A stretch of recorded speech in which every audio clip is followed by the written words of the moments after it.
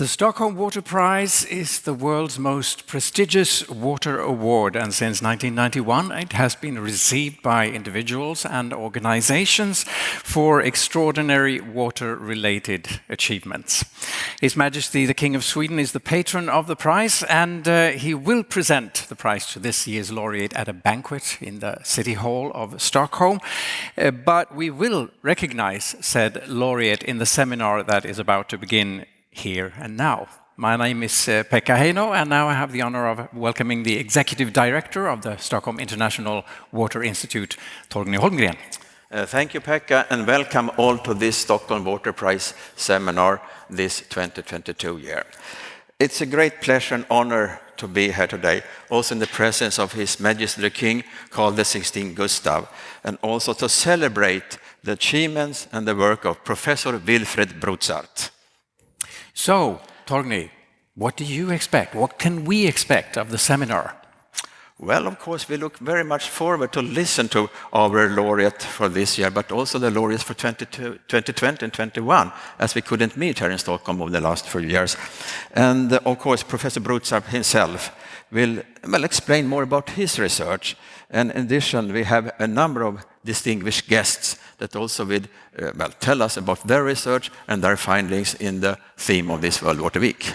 Anyone you would like to mention that we're going to meet? Well, yes, we have the 2020 Stockholm Water Prize Laureate, Professor John Cherry, with us today from Canada, and also the 2021 Stockholm Water Prize Laureate, Sandra Postel.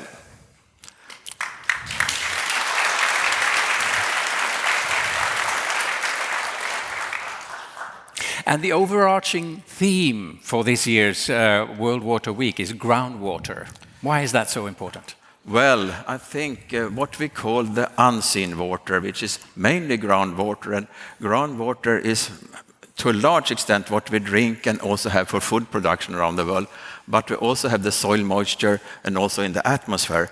So sometimes we focus on the seen water, rivers, lakes, oceans, of course, but the groundwater, the soil moisture and atmosphere is as important, I will claim. And being the theme, there's a special focus, particularly on groundwater, isn't there?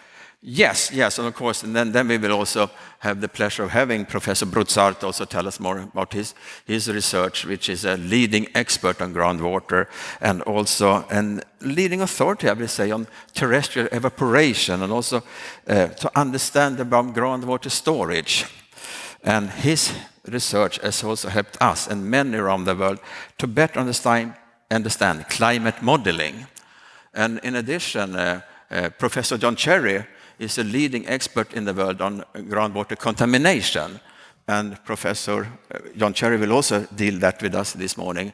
And Sandra Postel, you have dealt a lot with the more holistic view about the unseen and groundwater as well. So I think we have a great trio here today with us in this seminar. Thank you, Torgny. Thank you. Thank you. Now, these are troubling times, dramatic times for all mankind. Water has been headline news for quite a while, either for the lack of it with severe droughts or being too much of it, extreme floods, which of course all of it affects groundwater. And this is what we're going to start talking about with Sandra Postel and John Cherry, Water Prize Laureates of 21 and 20. Now, John, as a groundwater scientist, let's just dive right into it. What would you say about the state of the planet? Yeah, not only am I a groundwater scientist, I'm a very elderly one. And this takes me back to the late 50s and 60s when I was an undergraduate student. And at that time, the great worry in the world was that we were going to have a civilization collapse because of the population explosion. And at that time, the population explosion was exponential growth. And that was the focus. And then, of course, there was nuclear war. And so that was the prediction, was that civilization would be collapsed by now. But it's not collapsed. So how did we manage to escape this collapse of a world that's overpopulated? Back then, the experts basically said that if we got to 5 billion people, the planet would be in dire straits, and we're now at 8, going to 10. So when I wonder then, how did we escape the collapse? We escaped the collapse by boring on the future. There are 5 pillars that keep humanity and the planet going. One is fresh water, the other is soil, the other is forests and oceans and climate. So that we've staved off the collapse by basically mining, degrading groundwater and soil, forests, the oceans, and putting greenhouse gases into the atmosphere. So this sounds like a dire state, and we're in a dire state, and almost all the attention is going to climate change. But if we don't fix each one of those other pillars, then in fact we're going to be headed to population collapse. But for 2 billion people, there is no civilization to collapse, and those are the 2 billion people in water poverty. Interesting, the challenge that humanity faces. But so I think the focus needs to be, how do we fix these pillars, groundwater and soil and forests and oceans and climate? How do we as a society fix that? And there's lots to talk about on that here. Let's start with the basics of it, groundwater and its importance to all of us. Sandra? Yeah, groundwater, I think, is one of those, I have always thought of it as kind of the sleeping tiger of water issues, because, very consistent with our theme for this year, it's out of sight, out of mind, so we don't value it properly. And, I think in order to manage it better, we really need to measure it, monitor it, so we can manage it better. But it is such an important aspect of water security for the world. 40% of our irrigated agriculture, 70% if you count the base flows in our rivers that are supported by groundwater, goes to irrigated agriculture. But if we look at where our irrigated agriculture is happening intensively around the world, the North Plain of China, Northwest India, and parts of southern India in particular, the Western United States, Pakistan, those are the 4 big irrigators, and in each of those 4 important countries and regions, we see groundwater being depleted. And so if we look at the numbers, it's hard to get the exact accurate number, but about 10% of our global food supply depends on the over-pumping of groundwater. And I think of that as sort of a bubble, if you will, in the food economy, because we cannot do that forever. It's unsustainable, so by definition, we cannot do that forever. And so to me, that's borrowing from the future, what John was alluding to, in order to meet our demands today. And so I think that requires us to really value groundwater differently, manage it differently, use it differently. And I think we'll talk about climate change and how groundwater relates to that, so I'll save that for a moment, but it's getting more important, I think I would say. So. You already touched upon that, but John, you gave us the state of the planet, but what about the state of global groundwater? Yeah, so groundwater is the drinking water supply for 50% of the people on the globe, and a third of the world's largest aquifers already depleted. That means they've been so overpumped that on a human timescale they can't be replenished. And then there are hundreds of millions of people who live in the really dry areas, the Middle East, etc., who are using paleo groundwater. So we're definitely on a trajectory where groundwater is going to be a tipping point. And furthermore, globalization hasn't helped. Like, globalization has allowed us all to have food that we wouldn't normally have before. But in fact, much of the globalized food supply is based on irrigation that's unsustainable, because it's much easier to do unsustainable groundwater pumping in the developing countries. Sandra, you have compared groundwater to either a bank account or an insurance policy. Yeah, well, just for analogies, I think, again, it's understanding how much is there and how much we're using versus how much is coming in. So we're all accustomed to a bank account, where we have some sense of how much is in the account, how much we're withdrawing from the account, how much we're putting into the account. But with groundwater in so many places, we don't have those basic understandings. So we may not know how much is actually in the aquifer. And so we don't know how much we can withdraw sustainably, or for how long we can sustain it until the wells begin to go dry. And so I think that basic accounting is often lacking. We're getting better in some areas, but it's still often often lacking. And then in terms of the insurance policy, as we're seeing around the world right now, droughts are getting more severe, more prolonged. What do we do when the reservoirs go dry, when the rivers begin to dry up? We go underground for water. And so that's sort of our backup supply, our insurance policy, if you will.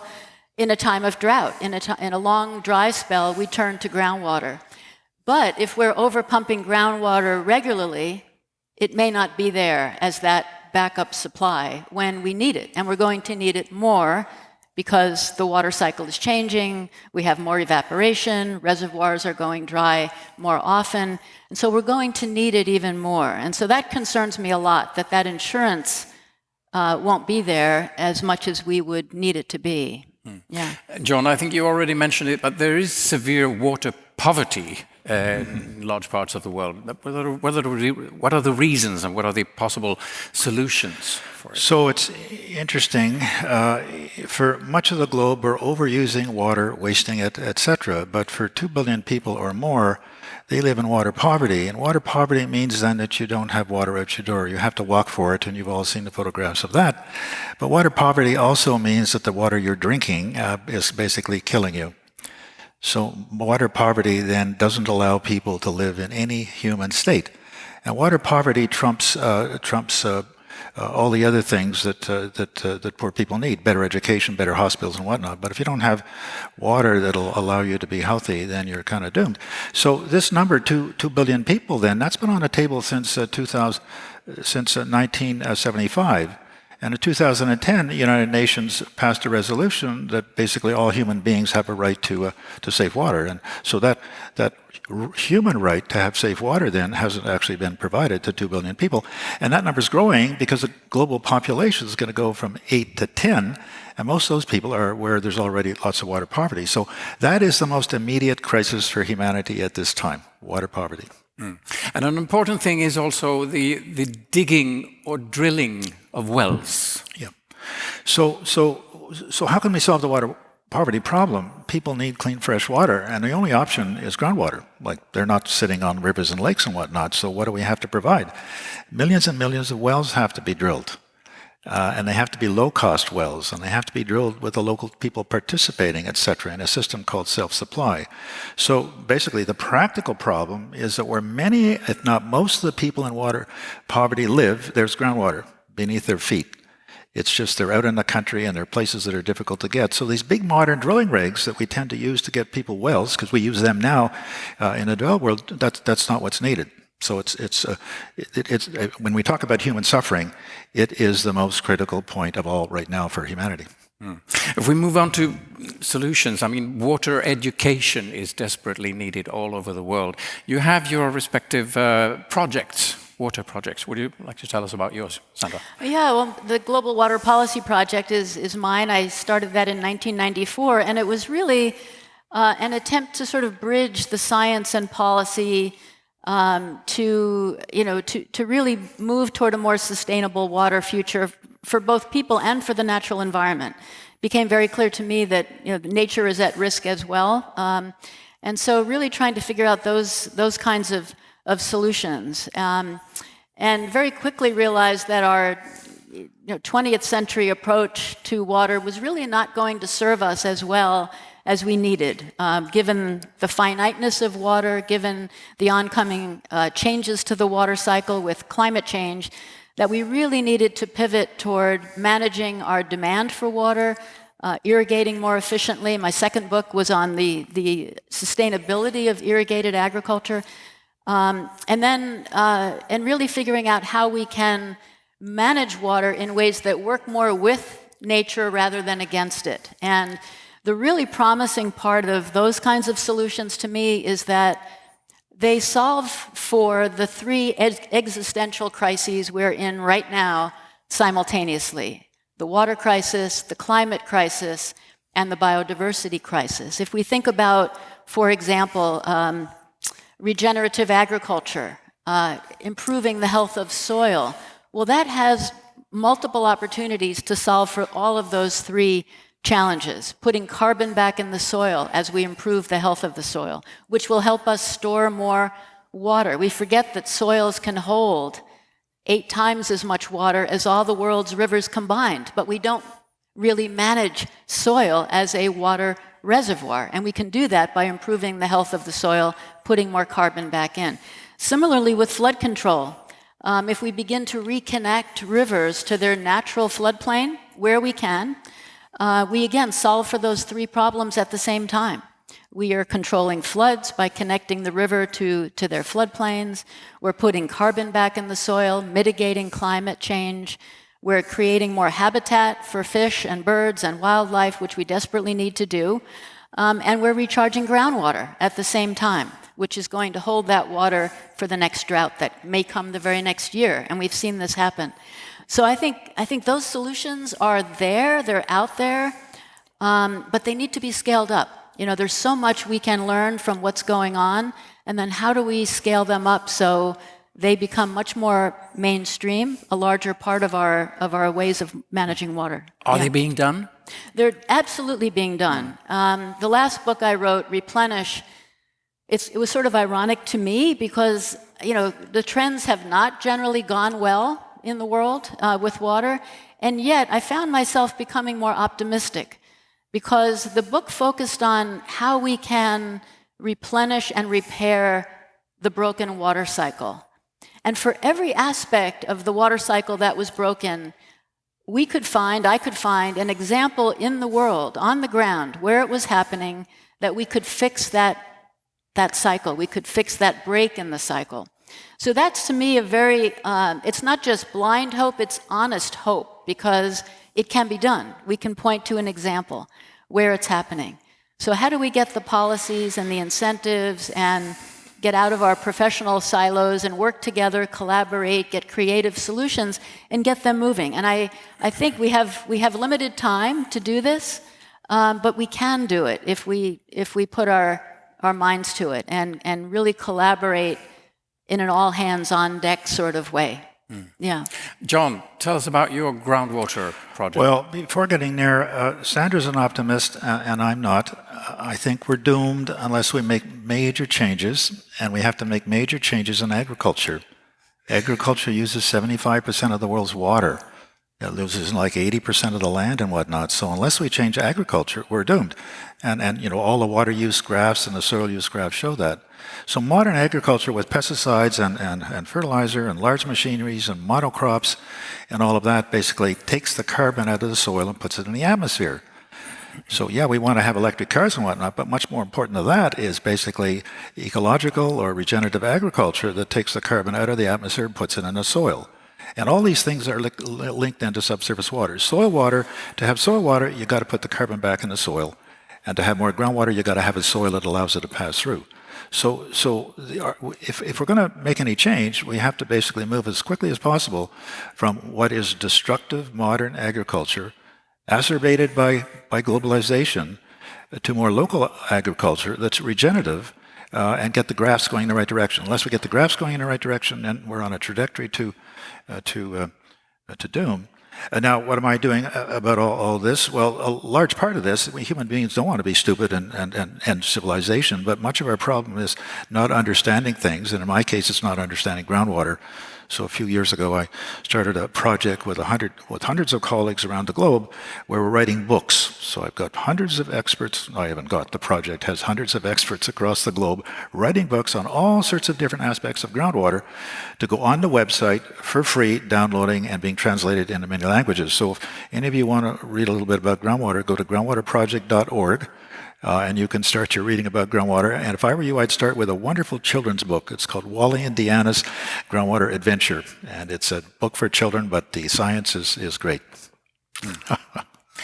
Now, groundwater, in a country like Sweden, I mean, we certainly take it for granted. But now for, I don't know, 2 or 3 summers in a row, we have been reminded, you know, the news and from authorities that, okay, groundwater levels are getting lower and lower. We must be mindful. Why should we in the rich Western world care about groundwater in the first place? I mean, I think there are a number of reasons why we all need to care about water, no matter which country we're in. Groundwater is a basic supply for many cities, for agriculture, as we've been discussing. And even if it's not a primary supply where we happen to live locally, and for many of us it is, we're all connected through groundwater's role in global food security, which affects our social stability and our political stability. It's all very connected. And so I think if we continue to really not face the challenges of groundwater, it will ripple out, so to speak, in a lot of different ways. And we've seen the beginnings of this already. And again, one of the problems is out of sight, out of mind. We're well aware when, in my country right now, the United States, we're focused on Lake Mead and Lake Powell, the big reservoirs on the Colorado River, being the lowest they've been in many, many decades. But we don't have that same visceral concern about groundwater, even though when we look in the Central Valley of California, where most of our fruits and vegetables and nuts are grown, the groundwater table has been dropping and dropping and dropping for decades. But we don't have that sense, that fear about the impact the way we do with the reservoirs and the rivers, because it's out of sight, out of mind. We're going to have a major adjustment in groundwater in all of these places. And so getting ahead of that to the extent we can, it's already a bit late to get into the game here, but to the extent we can begin to measure it, monitor it, and manage it differently, we'll be more secure in the future. And so it's very important that we do that everywhere, really. You said earlier that we need to talk about climate change. It's very easy nowadays to sort of wrap all the water issues and groundwater issues into the big question of climate change. What are the dangers of doing that? Well, I think one thing, and I think this is very important, these issues of overuse of water, overpumping of groundwater, they have existed really even before climate impacts got very severe. We've been overusing water apart from climate change, right? These issues would still be with us today, even if climate change was not so pressing. But climate change is with us, and so it's more pressing.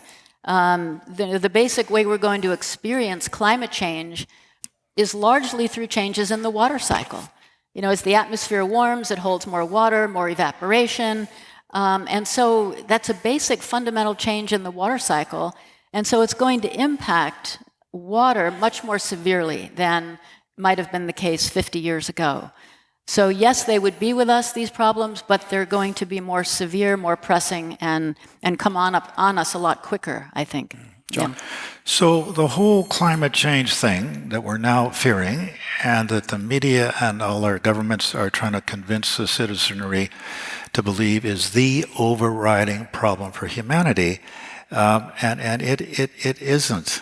If we fix greenhouse gases and we still have a deterioration of groundwater and soil and oceans and forests, then in fact the level of human suffering is going to be the same or worse.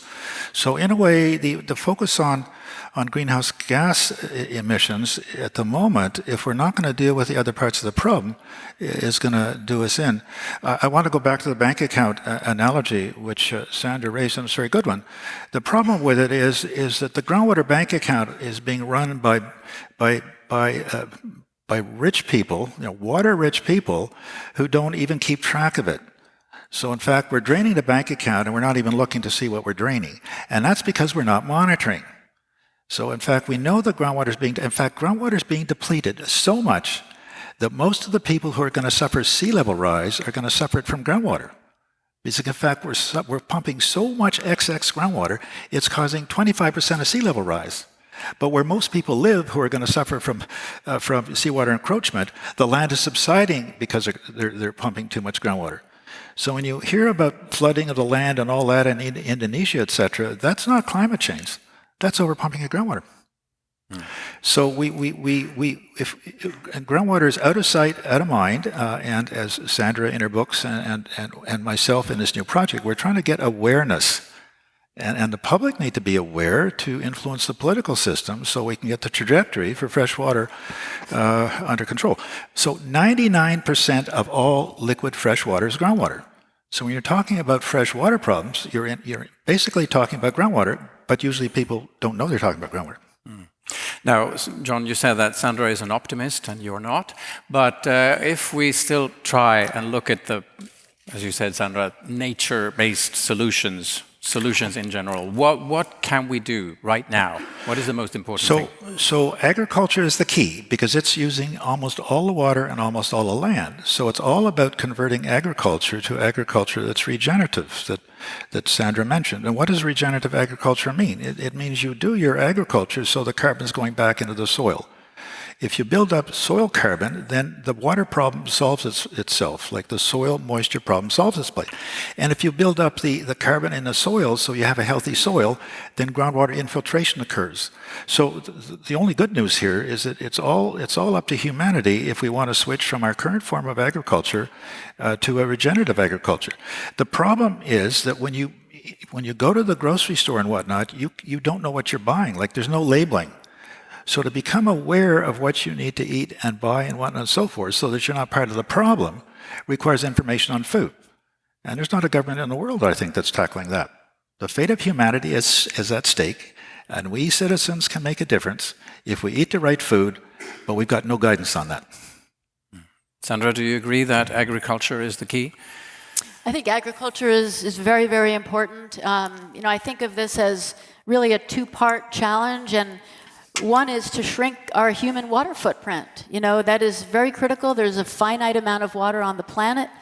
And so we're one species among millions, right? The web of life depends on water. So I think for the sake of human security as well as the functioning of the planet, of the web of life, we need to shrink our human water footprint. And there are many ways to do that through more efficient irrigation, growing more water, less water-intensive crops, thinking about our diet, changing to less water-consuming diets.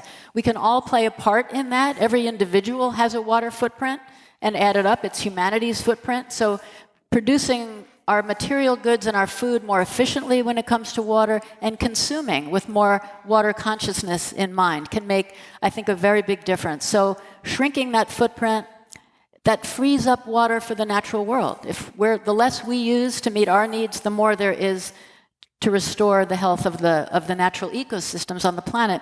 And then these nature-based solutions. We do need to control floods. We do need to grow food in healthy soils.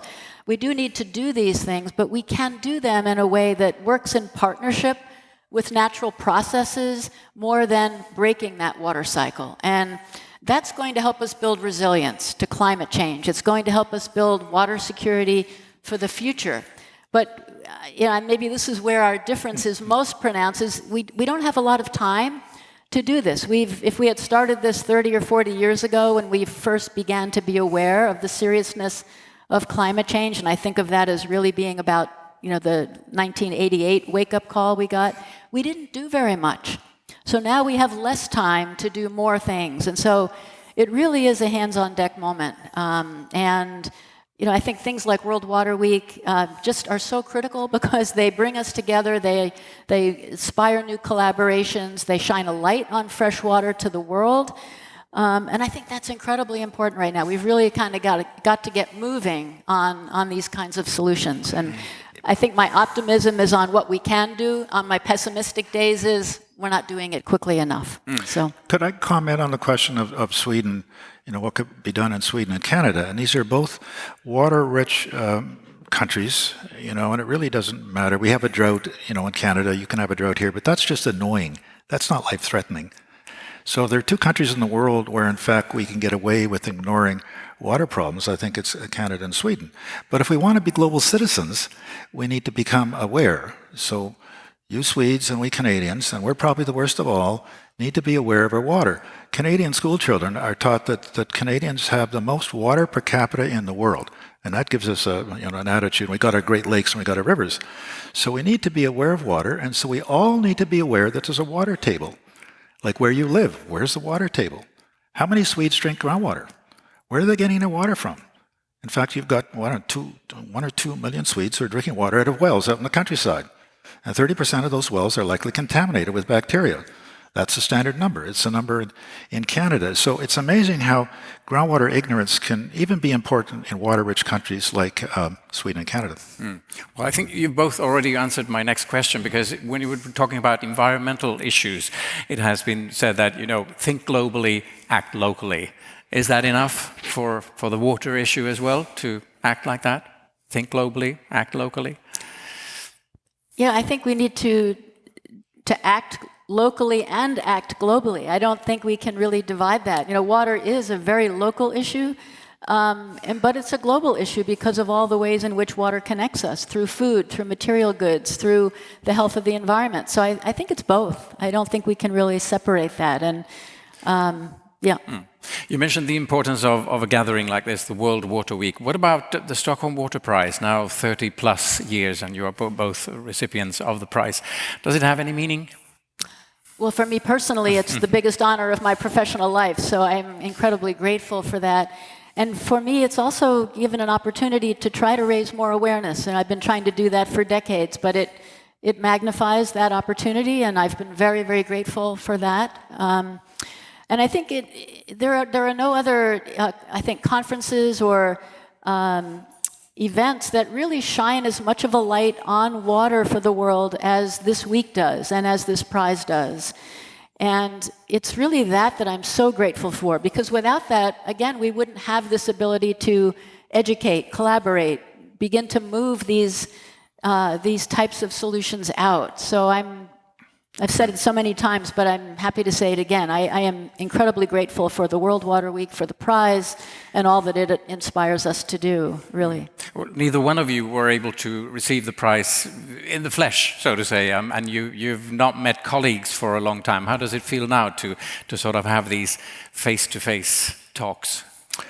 Well, in Canada, we've had extreme lockdowns for 2 years. Sweden took the alternative path. We took the extreme path. So this is my first trip out in 2 years. It's my first trip actually having a conversation with people without masks on. So it's wonderful.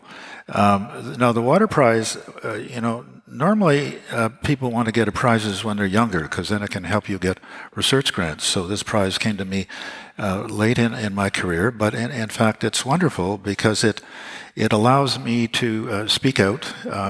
It gives me entry to talking to the press. It gives me more invitations to speak.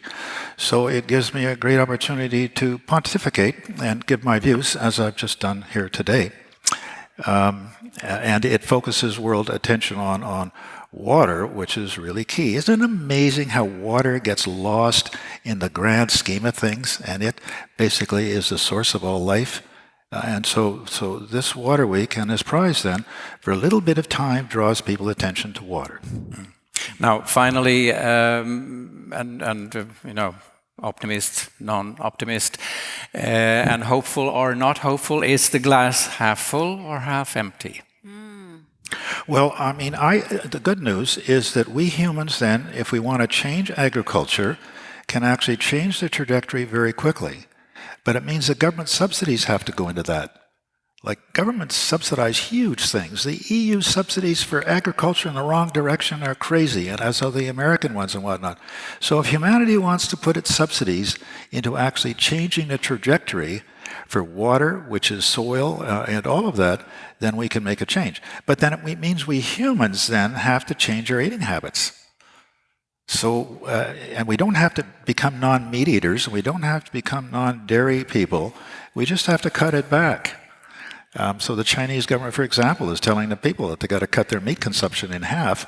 Well, the Chinese weren't eating meat like 40 years ago. And affluence then means basically meat eating, and so the effect on the climate of the very nicely developing economies in India and China then are a big part of the problem. So our choice really is eating, and when you eat meat today, that's fine, but you should feel guilty because it's changing the attitude. Sandra, you get the last word. Well, I'm a glass half full person. I have my days where I'm very despairing about what's happening on the planet. Absolutely. I have to be perfectly honest. There are days I'm just in despair about what's happening. But I just find inspiration in all that people are doing to try to do better by the earth and better by one another. And so I think optimism is where I get my energy. Optimism is where I do my best work. Pessimism just makes me withdraw. So I try to stay optimistic and keep that energy going. And I think for me that's where I try to remain. So I'm a glass half full. Yeah. People are inspiring, but governments aren't. That's the problem. Sandra Postel, John Cherry, thank you very much. Thank you.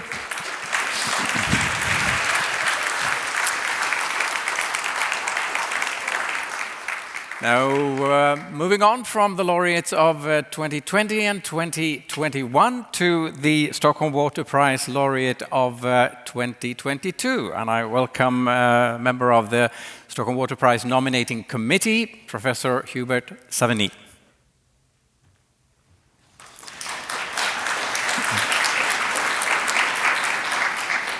Thank you very much. It's an honor to stand here on behalf of the nominating committee. And I would like to speak the citation for Professor Brutsaert. Professor Wilfried Brutsaert has been nominated for the Stockholm Water Prize Laureate 2022 for his groundbreaking work in quantifying environmental evaporation. His innovative approach has been instrumental to improve climate modeling and tools for water resources assessment. I'm happy to announce that Professor Wilfried Brutsaert is the 2022 Stockholm Water Prize Laureate.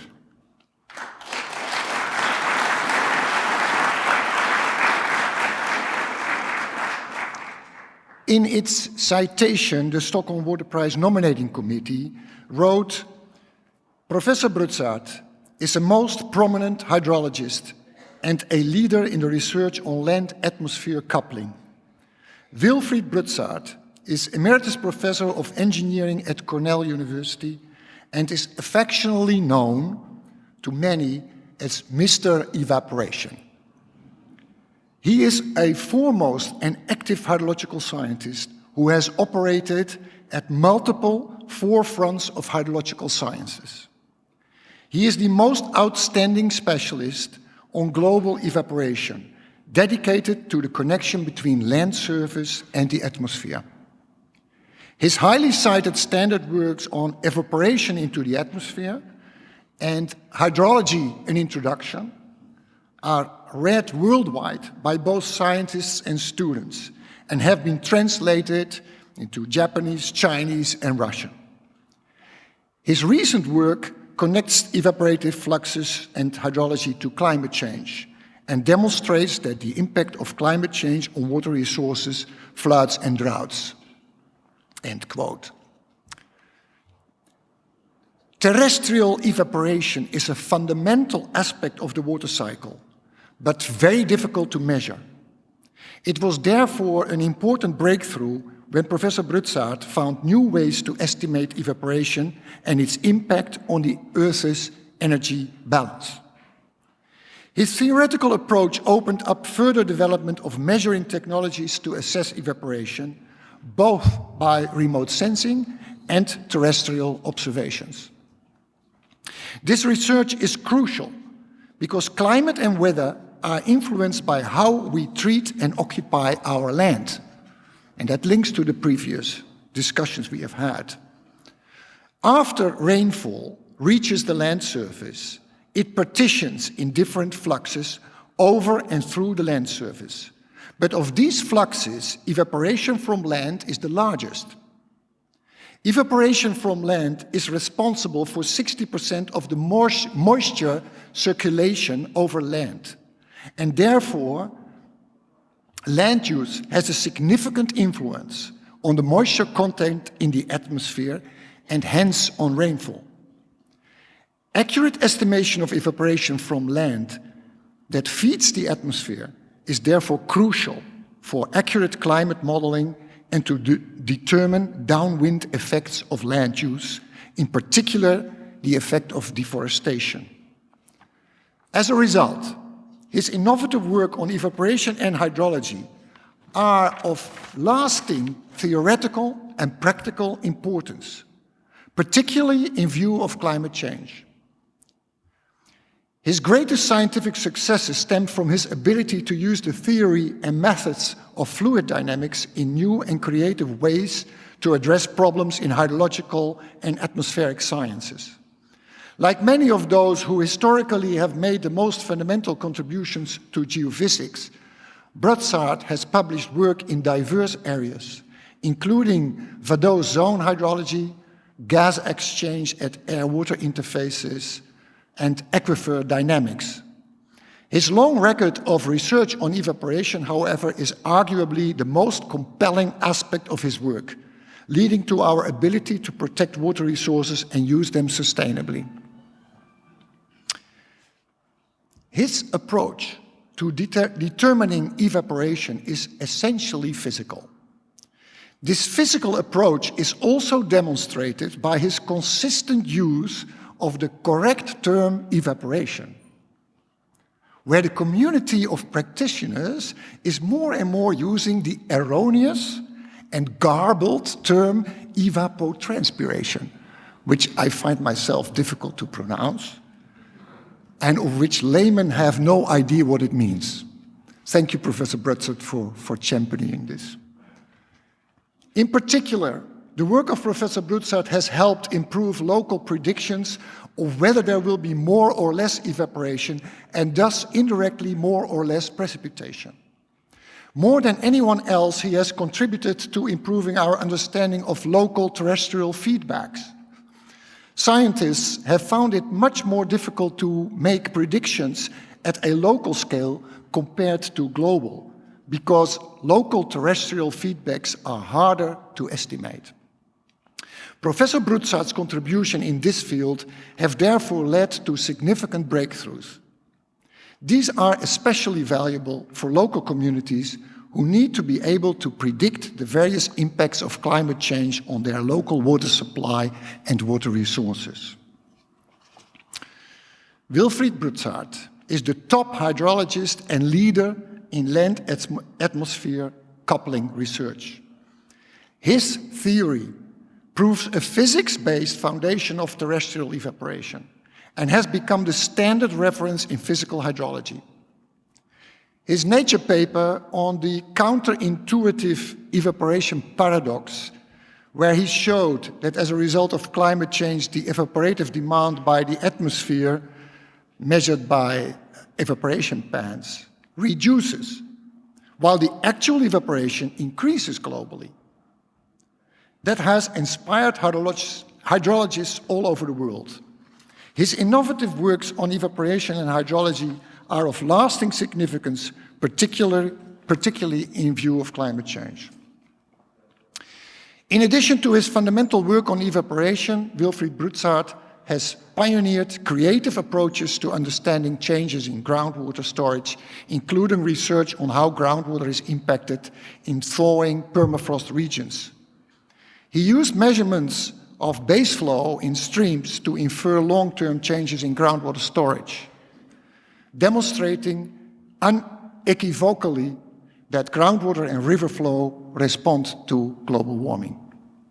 And this again connects to our previous talks. In summary, Wilfried Brutsaert is a great leader in hydrology who has achieved outstanding achievement in basic science, connecting hydrology with atmospheric science. His work has greatly advanced the scientific understanding of the water cycle, but is also of fundamental importance to practical water management. He therefore is the most outstanding person to be awarded the 2022 Stockholm Water Prize. Professor Wilfried Brutsaert, would you please come forward and receive congratulations from Stockholm International Water Institute.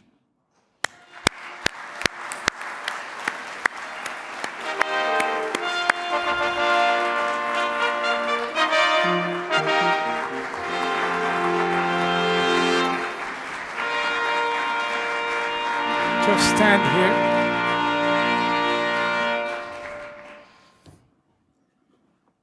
Thank you very much. Oh, sorry.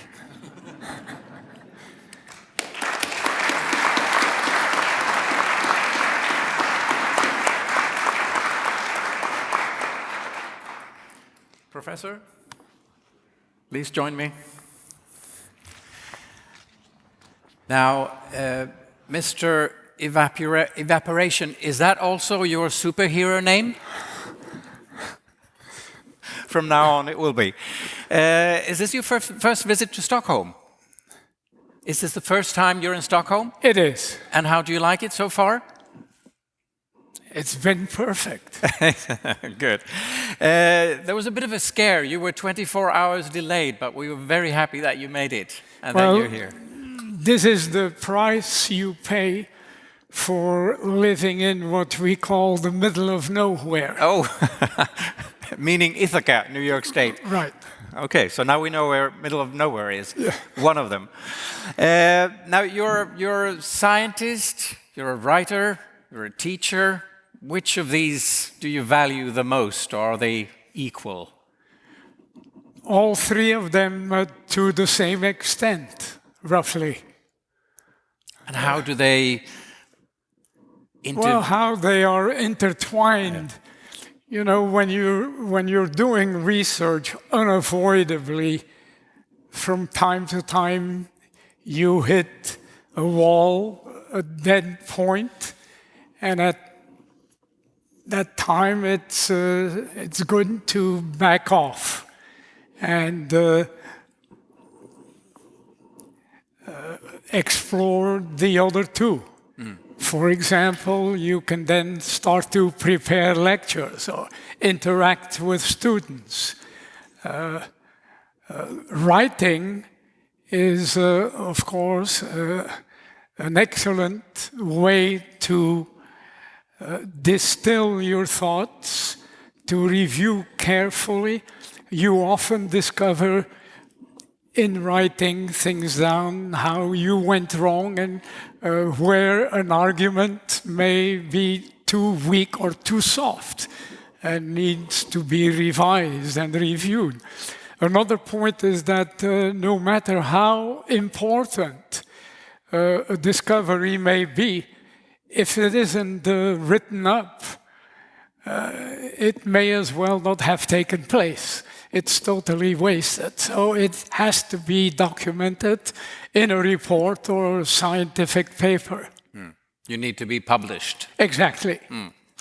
Now, the Stockholm Water Prize has been awarded for 30 plus years now, but in most cases it has been a question of, it can be an individual or an organization, but normally just one nation. But from the very beginning it was very important that we communicated that you have both Belgium and the United States within you.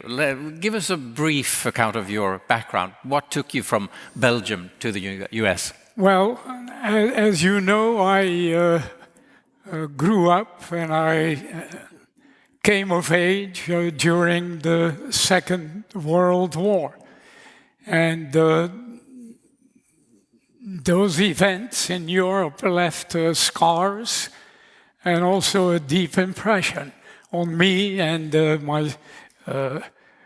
other people of my generation. So when the time came to decide what to do with the rest of my life, I wasn't interested in pursuing a regular career, say in medicine or law, administration, or in business. Instead, I started studies at the University of Ghent in agricultural engineering, which was an ill-defined discipline at that time.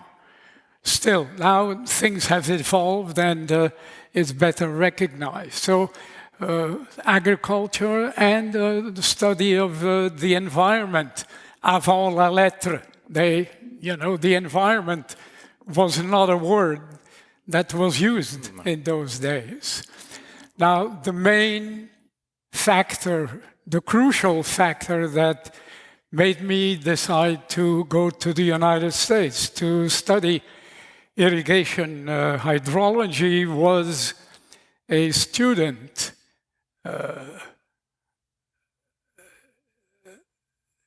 experience I had in Africa, where I became fascinated early on with atmospheric turbulence as it relates to evaporation to determine irrigation of native grassland.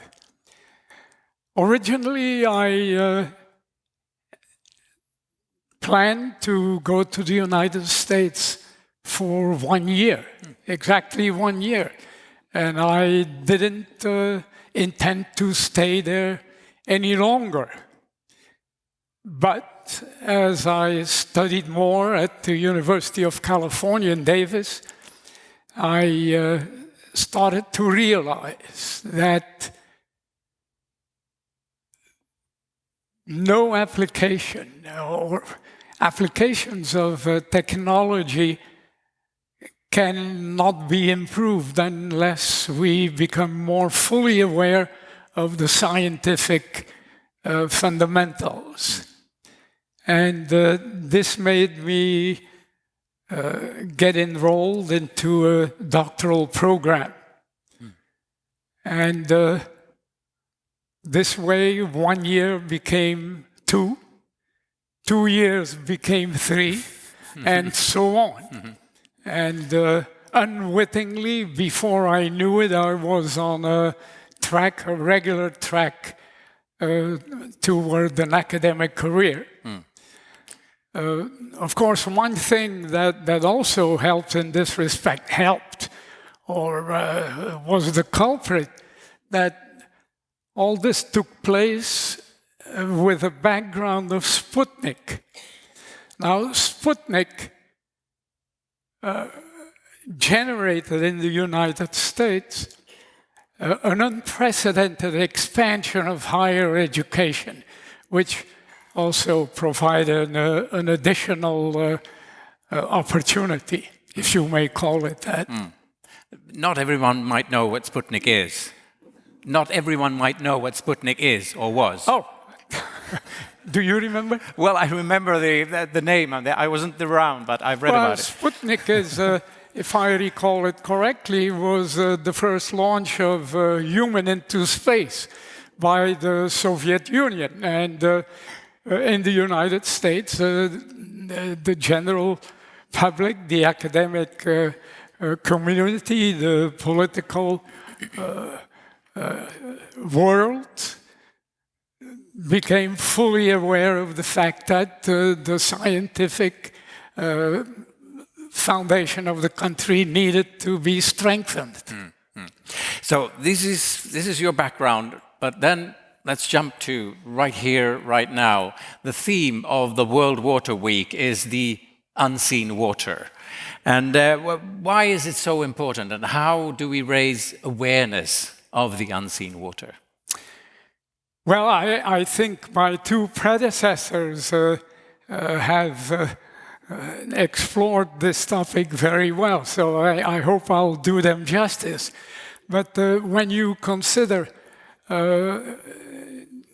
it's very important for a family, a city, or a country, a nation, to keep track of its budget. These units need to be aware of the income. You have the income into financial income, the expenses, and then, of course, also the changes in storage. How much money is in the bank, the investments, the funds invested in enterprises, and so on. So you have the three components: inflow, outflow, and changes in storage. In the same way, in a water-related system, one has to keep track of those three components. What is the inflow? Precipitation, snowfall. What are the outflows? flows in the rivers, evaporation, and then the changes in storage in the groundwater and in the lakes. So all three components are extremely important if one wants to maintain a healthy system. Now, since time immemorial, humans have been aware of flows in the river. They have been aware and they have measured the precipitation and the snowfall. That's the seen water. But the humans have been less aware of how much water has always disappeared into the sky and the amount of water stored in the ground. So the time has come now, I think, to pay greater attention to these two unseen water components, evaporation and the storage in groundwater. If you would try and explain in layman's terms, as briefly as possible, the most important results of your research on evaporation, what would that be? In layman's terms? Well, ish. Yeah, well, so evaporation. Yes, please. Well, evaporation I can talk a little bit about from the theoretical point of view. Evaporation takes place in the context of a turbulent flow in the atmosphere. And even today, turbulence is one of the least understood phenomena in physics, even today. Then, practically speaking, evaporation, methods to predict evaporation are necessary to predict and determine the dryness of the environment. Now, the dryness of the environment has to be known if one wants to develop sound methods for flood prediction. In other words, to what extent will precipitation be absorbable into the environment? If the environment is very dry, fine, all the rain will be absorbed. If it is humid, precipitation will immediately give rise to possibly severe flooding. Evaporation is also required to be able to predict the water requirements of irrigated crops. And in most good weather forecasting methods and climate change prediction numerical models, evaporation components are quite important. And what about groundwater storage? Yeah, groundwater storage, of course. As I explained a little earlier, it's one of the important components of the overall budget. So if you want to maintain an insight in where you are with your water in the environment, you really need to know how much there is in groundwater. And you can no longer leave this as the big unknown.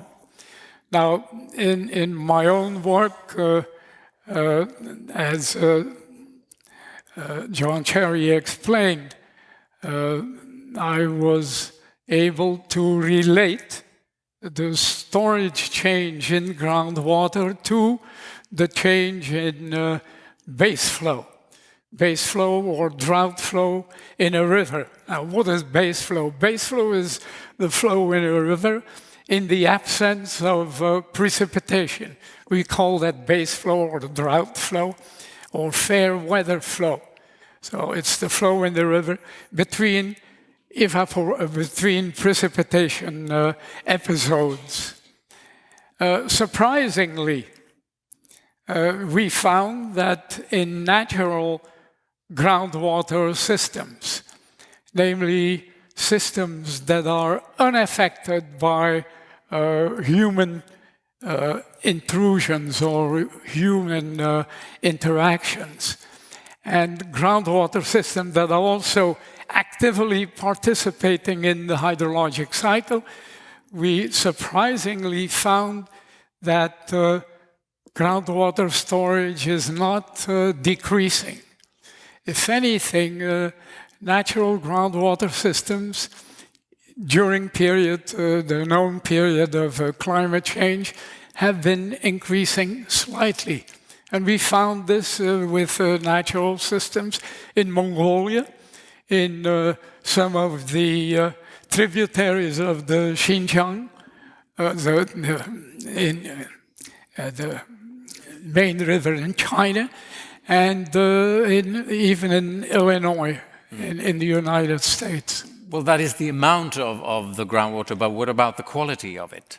The quality, we did not study the quality, so... We should. We should, exactly. Now, during your long and distinguished career, which achievements are you most proud of? Well, you know, proud is it's a strong word. And I would not easily use the word proud. But I can recall several instances where we were pleased by the outcome or by the findings we came up with. One particular finding was how I was able to formulate. What do I mean by formulate? That is, give a quantitative method of predicting the effect or how evaporation is affected by the molecular diffusivity, or that is, the molecular weight of the different isotopes of water. Now, water has several non-radioactive, that is, stable isotopes in the environment. We have the regular water, which all of us are familiar with from high school, the regular molecular weight. But then we have two species of heavy water, in which one of the hydrogen atoms is replaced by deuterium, and another species of water in which the oxygen, 16 atomic weight, is replaced by an oxygen atom with an atomic weight of 18. And even though evaporation is normally treated as a turbulent flux phenomenon in which molecular effects can be totally disregarded, people were aware of the fact that there is a fractionation taking place. For example, in the ocean, the fraction of the stable isotopes in the air measured above the ocean is slightly less than the fraction of the isotopes in the water, in the ocean water below the air. But people were aware of this, but and they knew quantitatively what the difference was, but there was no way of predicting this difference. This fractionation is quite relevant in practice. For example, the fraction of the stable isotopes in water can allow us to determine the origin of the rainfall. When you measure rainfall, you may be able to determine whether the rainfall comes from water vapor from the Mediterranean, or water that was evaporated over the northern Atlantic. The fraction of isotopes will be different. The isotopes in the water can also allow us to determine the age of water. How old is this water? How long has this water been stored in the groundwater? For example, you can deduce that from the amount of stable isotopes in the water. Anyway.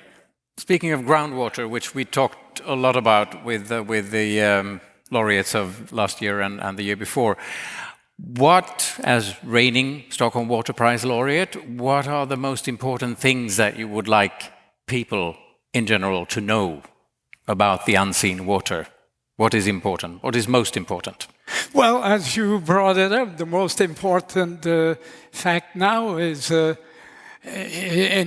natural systems have not been changing very much. So any changes that have taken place recently must be due to human effects, overdrafting, or, as you mentioned, pollution. So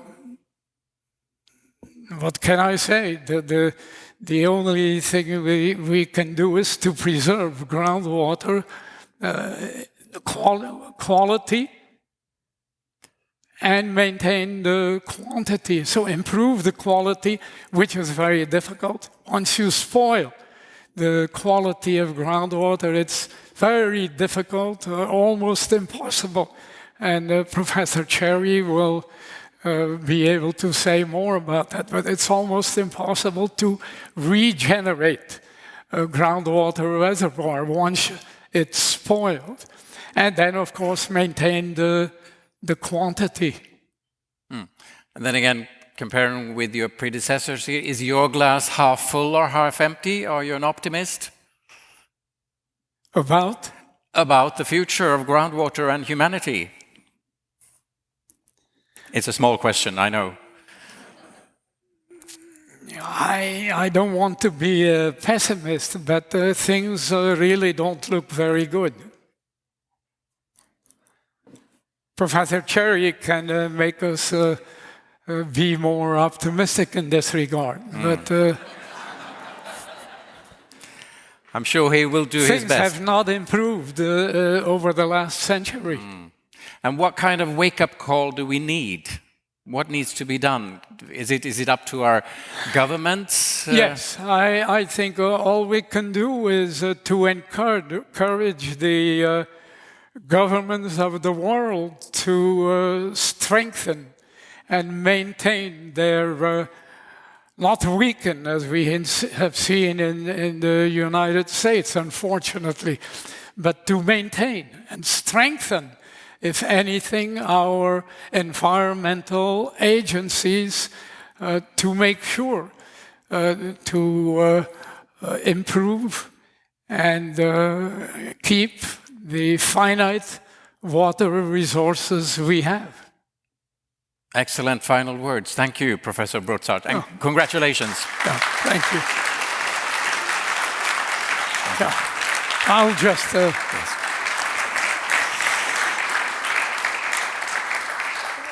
Now I would like to welcome to this chair a professor of hydrology, hydrogeology and water resources at Stockholm University, Gia de Stoni. Thank you. Welcome. Thank you so much. So, you have listened to no less than 3 Stockholm Water Prize laureates' comments. Mm-hmm. Well, they were wonderful, all of them, and very important. And I just want to re-emphasize, as they did, the many different components of water on Earth, and to emphasize even more the linkages between these, and that you need to understand these interlinkages between natural water components, but also between the engineered, human-driven components of water cycling in society, to understand these in order to understand what is going on with water on Earth and to manage to upscale solutions that you see bits and pieces of here and there. So you need to understand the interlinkages. Then, of course, emphasize again the importance of groundwater and that it is out of sight and as such is far too much out of mind. Third thing, that groundwater is not just storage. It's not just a bathtub that goes up and down and is closed. It's flowing also. It gives the base flow that Professor Brutsaert talked about, but it also gives lots of the water we see in our rivers and lakes, and also during high flow periods. Using the types of isotope methods that Professor Brutsaert has been instrumental in developing, we can see where the water in our rivers comes from. And even under high flow conditions, here in Sweden, 80% of the water that is there is groundwater, has been pushed out by rainfall events rather than the rain coming directly to the rivers. So understanding these interlinkages is essential. I had the pleasure of attending a lecture of yours quite recently in the beginning of this summer, and I may not be quoting you verbatim, but I think the theme was that why don't we talk more about water? Yeah. Why so? Obviously, this is an exception, but in general. Well, it's a paradox here, because in fact we do talk a lot about water. You mentioned headline news just this summer, but anytime you look at headlines, there will be some news there about water. Exceptionally, this summer we have drought over the world's worst drought in 500 years over Europe, with rivers just disappearing. We have at the same time 1/3 of Pakistan underwater right now, with 1,000 people dead until now. We had also this summer massive fish death in River Oder that discharges into the Baltic.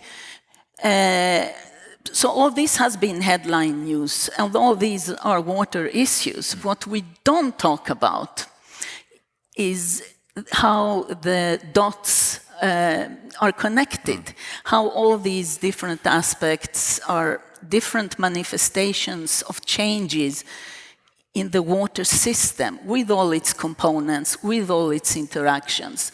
We don't see the system, we don't see the forest, we just see individual trees and talk about them. But to find solutions and to understand how this is going to evolve, we need to connect the dots and see the system.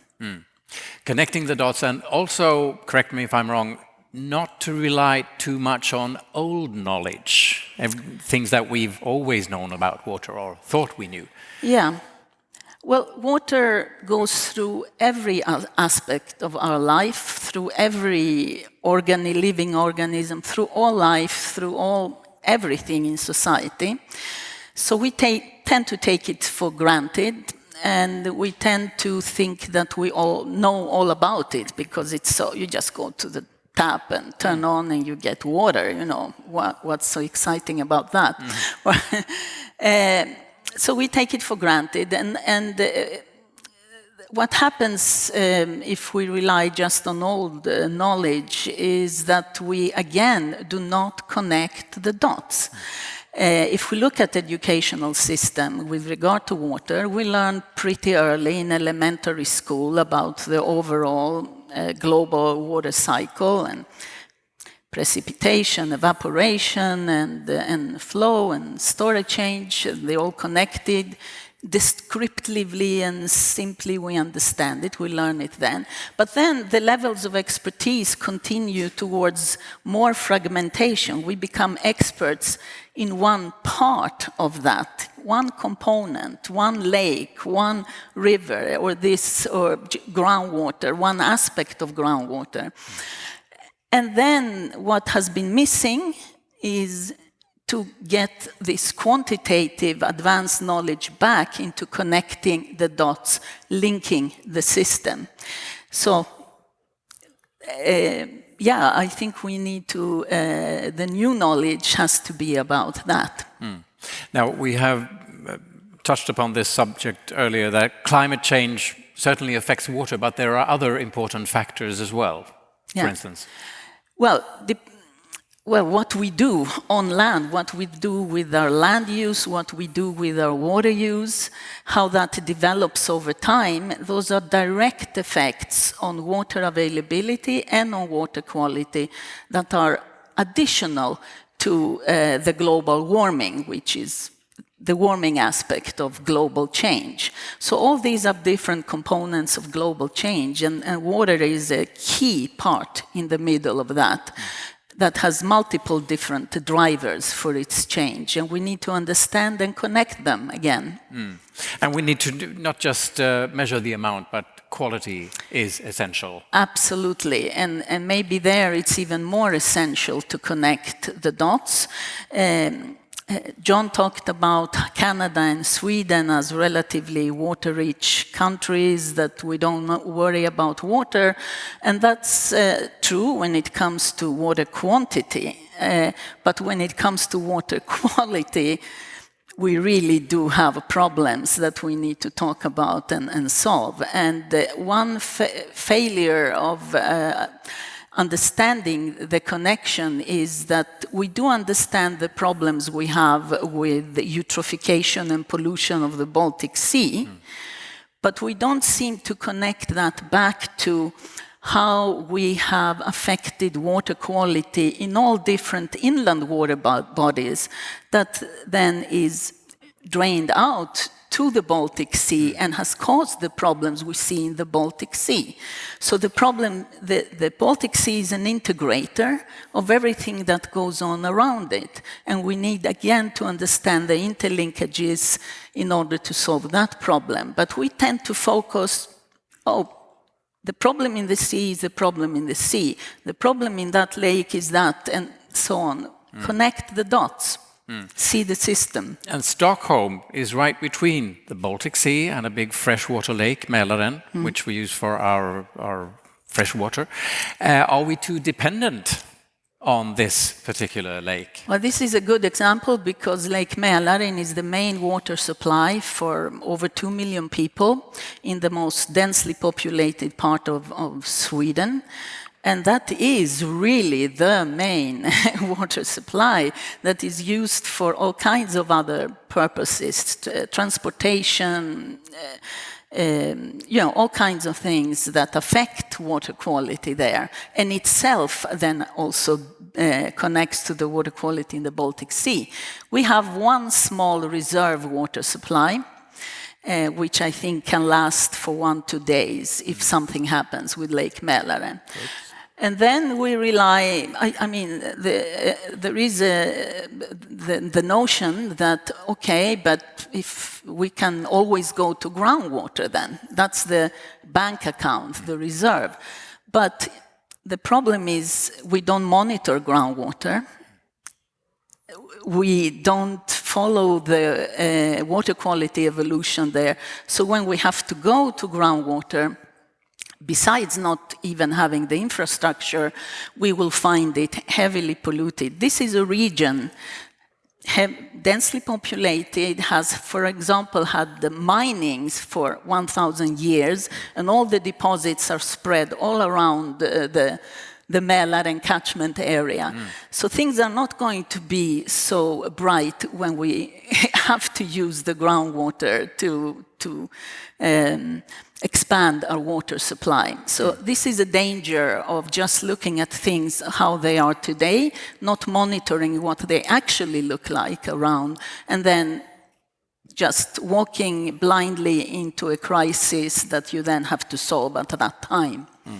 Yeah. Now, you have stressed several times now the importance of connecting the dots. A problem here could possibly be that we have different authorities for different kinds of water, and they may not necessarily interact. Yeah, In Sweden, there are tens of authorities that have a responsibility, each one for one aspect of water. Even for monitoring, there is one agency responsible for monitoring water flows, another for water quality of different types. They measure wherever they feel, and they don't even connect, so we can't even connect in the same measurement points, quality and quantity, flow and concentrations. And yes, no, they do not interact as they have to understand the whole system. And as such, we are left to handling every problem as separate by itself, a separate crisis whenever that arrives. So you'll get the same final question as the laureates. Is your glass half full or half empty? Oh. I don't know what to say. It's both, but I cannot work, I cannot function if I think the end is here. So I always think there are solutions and I want to find them, and I want to understand what is the best way, how we can manage it. So in a way, I must see that as half full, because I can't function in any other way. So if I were to hand you this huge megaphone which would reach the entire world, what is the most important thing you would tell people about water? Don't look at the whole water system and how it is actually connected, because there are trade-offs, there are goal conflicts, there are all kinds of difficulties that we need to consider, not just between different water components and quality and quantity, but also it's not just that climate somehow affects water. Water affects, it's part of the same thing. They affect each other. So, but there are goal conflicts there. There are trade-offs that need to be done. And in order to choose the right solutions there, you need to understand the system. In conclusion, connect the dots. Connect the dots. Thank you, Gia. Thank you. Thank you.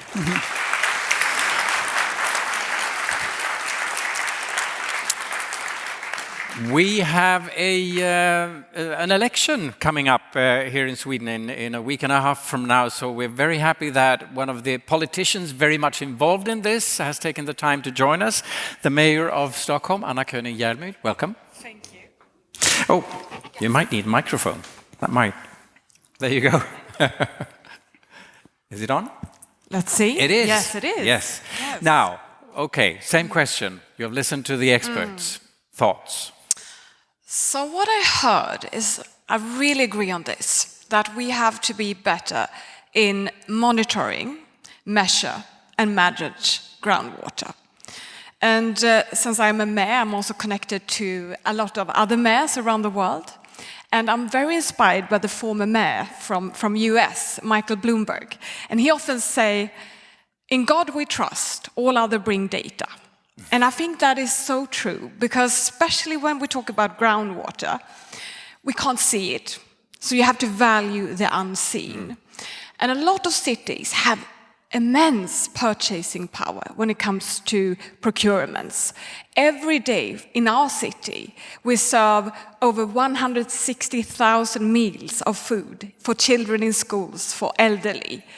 And that purchasing power, if we use that, I mean, today we work with WWF standards when it comes to some of the food policies, but if we use also the water and ask for labels for sustainable water, agriculture solutions, then we can have great power if we work together around the world, because we have another mega trend, that's urbanization. So I think that we have to talk about that tool as well. And hopefully, not only as consumers, as regions, as city, when we procure, we can actually change the system. So you're going to connect the dots between mayors of the world? Yes, and I'm also active in the C40. It's a global network of big cities around the world. So I think that is a great power that we actually can use. Stockholm has historically been referred to, it's a tourist slogan, I know, but still it's quite accurate, as beauty on water. Yes. We have water all around us, but we have heard now that the importance is not just the amount, but also the quality of water. And what does the city of Stockholm do about that? So we have some great EU regulations. We often complain about EU, but we actually have one great especially regulation that says that we should have good standard 2027 when it comes to our water bodies. So we have action plans now for every water body. So we measure it, and we try to invest and do different measures for better water quality. That's just one example. So we highlight every water body. It could be lakes, coastal rivers, and so on. And the other aspect is that we work with investments in our water treatment plan in Henriksdal. And that is a world-class technology, membranes technology, that also can purify water from everything from phosphorus to nitrogen, microplastic. I think that could also be exported, that kind of membranes technology that is really efficient when it comes to water quality. Now we have, in the city, we have, as I mentioned, we have the sea on one side, we have the freshwater lake on the other side, and when the rain comes down, it's important that not all the rainwater just goes into either the sea or the lake, but into the groundwater. And what are we to do about that? Yeah, that's a good question. It was also mentioned here earlier about the laureates, and I think that sometimes we just talk about, the northern part of the world and the global south, but actually nature-based solution is a great example how we can work both in the global south, here in the Nordic, with much more with soil, with beds of plants that could actually also store stormwater and to build resilience. And we do that a lot now. We looked what happened in Copenhagen. We have several examples as well in Sweden. So we need to be aware and much more with plant beds, transforming hard surfaces to green areas with parks. And I think that's also more livable places. After the pandemic, the citizens really ask for green areas in the cities. So it's both good for water, but it's good for the people as well. Now, finally, the Stockholm Water Prize, 30 plus years, is a collaboration between the Stockholm International Water Institute and the city of Stockholm. What would you say about the importance, significance of the prize itself? I think just that's been mentioned, that we talk too little about water. So I'm immensely proud of this week with all the research and scientists here gathered that we can highlight around the world. So I'm inspired, I'm very proud, I have to say. And I think that if you look for the megacities around the world, I think it's 26 megacities around the world with more than 500 million inhabitants. Of course, 20 of them are close to coast. I think 3 of them have rivers turning into the sea. So we have to talk about groundwater, water supply, circular way of handling the water, quality, and that's why I think I think we have a lot of possibilities as well. We didn't talk so much about urban farming, vertical farming. That could be something for the big cities for the future, a new kind of agriculture, but that's another subject, perhaps. But I think that we need to be aware and we need to ask for labels for sustainable water when we purchase and so on. So I think it's just one example how we take this research, highlight and try to make policy out of it, to make action, because it's a sense of urgency mentioned here today. And I'm trying to see the glass as half full. Great. Thank you, Madam Mayor. Thank you.